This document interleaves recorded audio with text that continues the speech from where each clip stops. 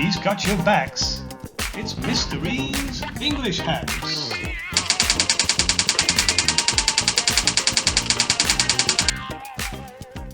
William Blake was a total genius. Not only was he a brilliant artist, he was a prophetic poet as well.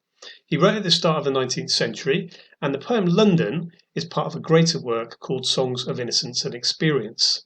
Now, rather than trawl through the whole poem, we're going to look at 4 key neon lines from the poem in order to understand it. If you haven't done so already, you'll need to look back to Lit Hack 15, which explains how neon lines work. So here's the poem. You might want to pause the video at this point just to have a quick read through. Now, here's a summary of each stanza. The first stanza then explores how Blake is describing how he sees misery all around him in the streets of London, and this misery is inflicted by the system. In the second stanza, Blake goes on to describe how the voice of every person, whether they're young or they're old, echoes this sense of feeling trapped and hemmed in. In the third stanza, Blake gets more specific. He points the finger of blame at those who are exploiting children, the children who are working as chimney sweeps. He cites the church and the monarchy as being responsible for this. And in the final stanza, Blake describes how the thing that saddens him most of all is the cursing of the doomed young mothers over their miserable babies. So we've selected our 4 neon lines, but remember, it depends very much on the theme of the question. And here are some possible themes that the question could turn up. Let's have a look at the first of our neon lines, and mark in every face I meet marks of weakness, marks of woe. Remember, we start off by thinking about the intended effect of the lines upon the reader, and then we move on to think about how Blake actually achieves this using specific poetic techniques. Well, in terms of the effect, Blake wants to establish himself as the observer in this poem, the observer of the oppressed people who are both weak and downtrodden.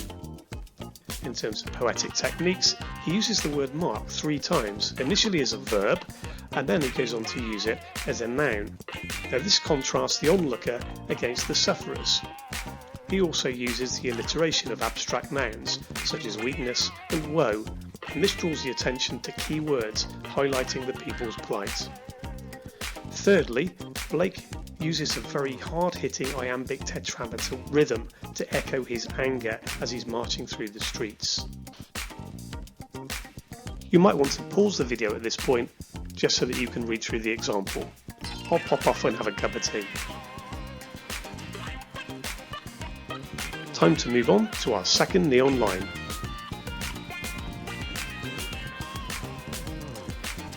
Our next neon line reads, "The mind-forged manacles I hear."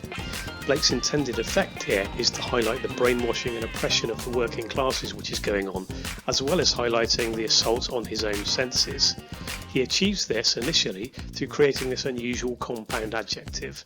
And also there is alliteration used with the words mind and manacles, and this reinforces the iambic tetrameter rhythm, and therefore his anger.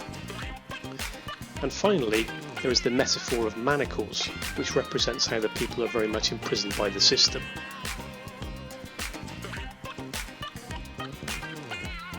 Again, take time to read how this might appear in an essay. Pause the video if you need to.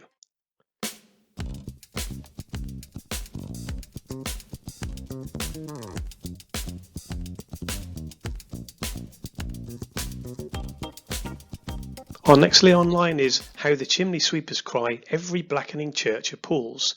Blake is really keen to connect the idea of the exploitation of innocent people to the corruption of the church. They stand by and do nothing. So he highlights the idea of the chimney sweeper, because a chimney sweeper very much represents child exploitation. Children of 4, 5, 6 years of age used to be sent up chimneys to clean them. As well as this, there is a focus again on the assault on the senses with the noun cry. And finally, this metaphor, this powerful metaphor of the blackening church, which cleverly both highlights industrial pollution, but also the sense of the church's corruption. Here again is how it might be written up in an essay. Feel free to pause and read.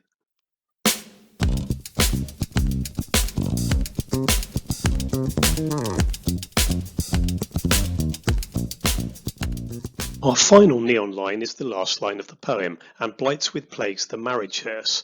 Blake's point here is that he wants to show that the aspects of life which should bring joy, such as marriage and having children, only bring despair and disease.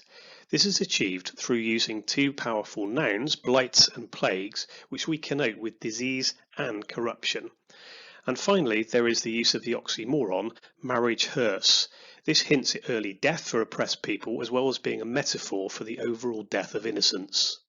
In London then, Blake expresses his outrage at how the working classes have been oppressed and exploited by the church, the monarchy and the state. It's a fantastic poem. See you next time for more great English hacks.